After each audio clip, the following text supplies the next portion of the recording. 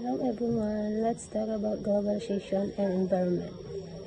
Globalization connects the world and shapes our environment. In the Philippines, its impact is seen in how we care for our land, water, and air. The impact of globalization.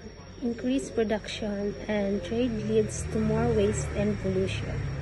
Overuse of natural resources to export markets opens doors to green technologies and environmental sustainability efforts in the Philippines. Boracay rehabilitation, ban on single-use plastics, solar panel adoption in schools, community mangrove. Benefits of globalization for sustainability. Access to new green technologies, international environment and agreements, knowledge sharing, and funding for climate